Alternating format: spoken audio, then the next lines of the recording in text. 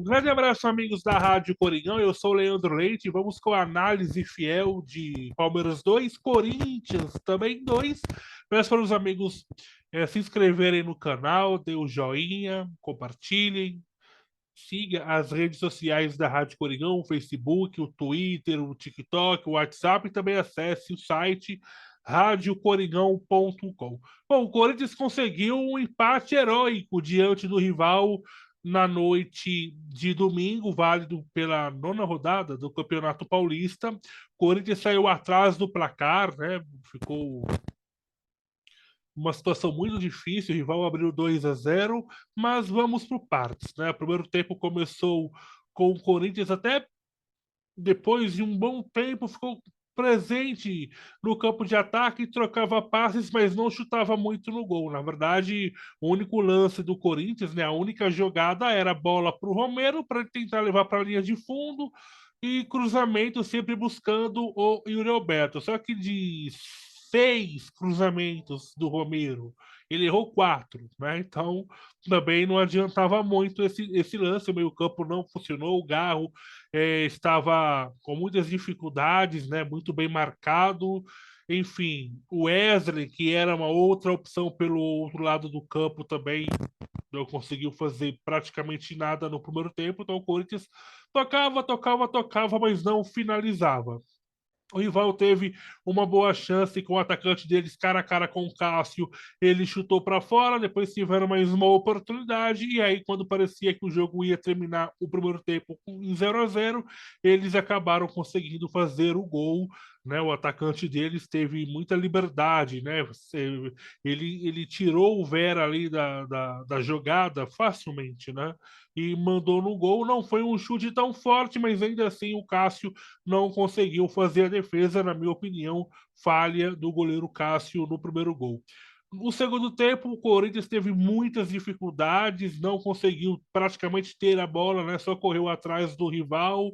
O rival conseguiu ainda fazer o segundo gol na bola parada, o que infelizmente era esperado, né? Porque enquanto o ponto forte deles é a bola parada, o ponto fraco do Corinthians é a bola parada, né? Na parte, claro, defensiva. O Corinthians, eu sempre falo aqui, quem acompanha uma análise fiel sempre vê eu falando que o Corinthians sempre falha, sempre toma gol em bola parada, entra treinador, sai treinador, e ninguém consegue resolver isso, é impressionante. 2-0, perdendo de 2-0 e com a equipe tendo dificuldades em pressionar, em atacar, ficou uma situação muito complicada, né, para a equipe do Corinthians, e a situação ela foi ficando ainda mais difícil depois que o Cássio acabou sendo expulso.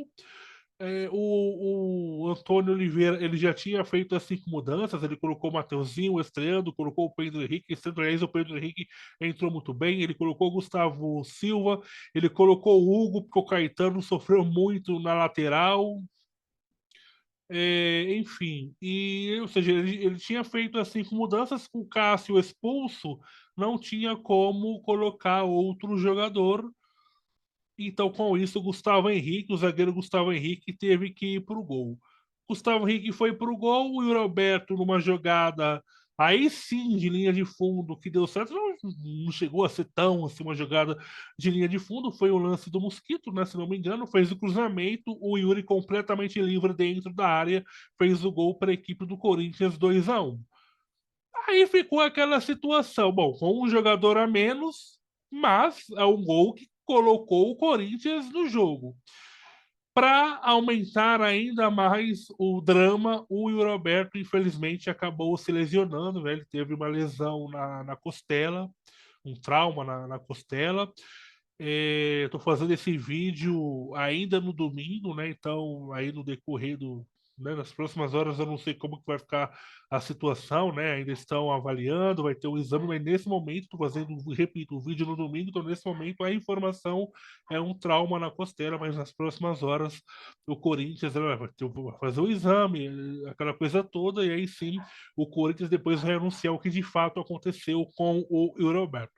O Yuri teve que sair, claro, do jogo, não tinha condições.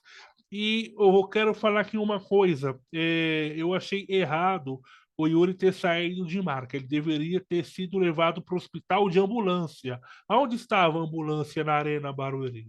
O jogador sofre uma lesão séria, uma lesão difícil, complicada. Era para ter sido levado de ambulância, porque foi uma fratura na costela. Não é qualquer lesão, né? Pelo menos essa é a informação, né? E não foi levado de ambulância, deveria ter sido socorrido de ambulância, né? E isso acabou, infelizmente, não acontecendo. E por que Gustavo Henrique foi para o gol? Porque pensaram, bom, porque ficou Gustavo Henrique ou o Roberto? Eles perdiam o jogo. Então, se coloca o Yuri pro gol, no gol, o Corinthians teria um jogador a menos no ataque. E aí colocou o Gustavo Henrique, e aí o Yuri acabou sofrendo a lesão.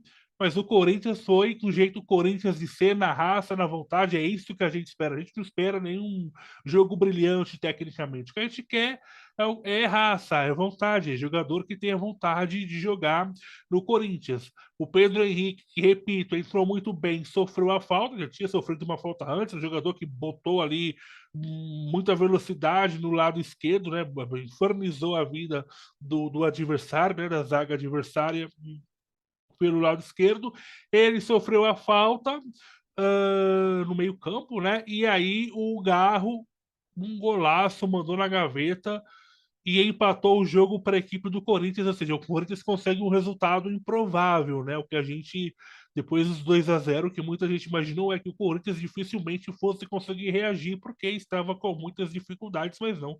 O Corinthians foi buscar onde não tem, conseguiu o improvável e arrancou um empate heróico. Em termos de classificação, ainda fica numa situação difícil para conseguir a vaga para as quartas de final, porém ainda tem condições, porque se a gente for analisar, nessa reta final, o Corinthians vai enfrentar equipes que o Corinthians é melhor, né? Muito melhor, né? Vai enfrentar a Ponte Preta, vai enfrentar o Santo André que está brigando para não cair, vai enfrentar o Água Santa, que no ano passado foi muito bem, mas nesse ano não está tão bem assim, então é jogo que dá para né, somar 3 pontos, então é ganhar esses jogos e aí, claro, torcer para os tropeços aí do Mirassol, da Inter de Limeira, acho que o Red Bull Bragantino deve se classificar, então é torcer para tropeços de Mirassol e Inter de Limeira para o Corinthians, né, quem sabe poder se classificar. Então, em termos de classificação, a situação ainda é complicada, mas é um empate heróico, histórico, com 2 jogadores a menos.